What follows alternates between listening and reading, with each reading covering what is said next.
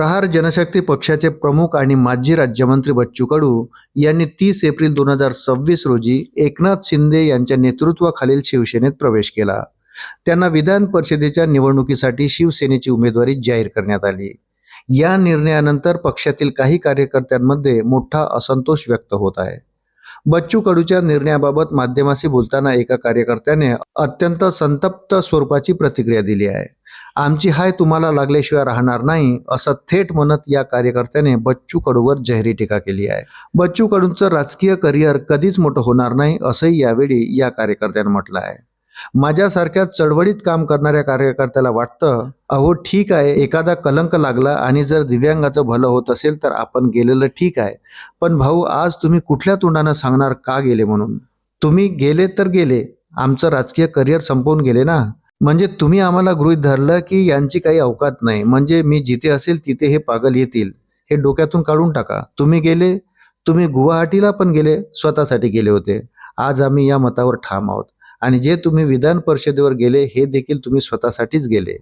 आम्ही काल तुमच्यासोबत होतो पण आज नाहीत आणि भविष्यातही असणार नाही.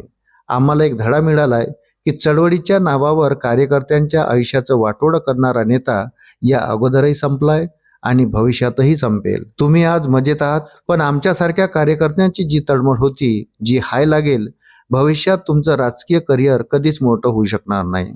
हा एक कार्यकर्ता म्हणून माझ्या घरावरचे पत्रे विकले आहेत मी. 10 लाखाचं कर्ज आहे, 10-15 गाड्या घेऊन या, 200 कार्यकर्ते घेऊन या, 400 कार्यकर्ते घेऊन या.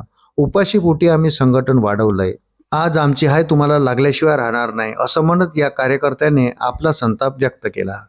बच्चू कडू हे प्रहार जनशक्ती पक्षाचे संस्थापक आहे. ते दिव्यांग कल्याण, शेतकरी आणि मजुरांच्या मुद्द्यावर सक्रिय होते.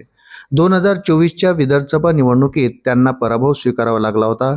शिंदे गटात प्रवेश करताना कडू यांनी शेतकरी, दिव्यांग आणि इतर मागण्या पूर्ण करण्याची हमी घेतल्याचे सांगितले. मात्र कार्यकर्त्यांना हा स्वतःसाठी घेतलेला निर्णय वाटतो. काही ठिकाणी प्रहार संघटना कायम ठेवण्याची भूमिका कडू यांनी व्यक्त केली असली तरी पक्ष विलिनीकरणाच्या बातम्यामुळे कार्यकर्त्यांमध्ये गोंधळ आणि नाराजी पसरली आहे.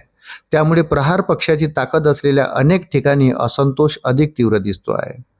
बच्चू कडूंचा शिवसेने शिंदे गटात प्रवेश हा विधान परिषद निवडणुकीच्या पार्श्वभूमीवर महत्त्वाचा मानला जात आहे. उपमुख्यमंत्री एकनाथ शिंदे यांच्या उपस्थितीत हा प्रवेश झाला आणि लगेच उमेदवारी जाहीर झाली.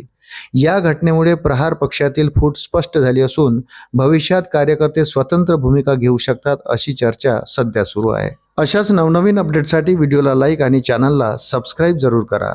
धन्यवाद.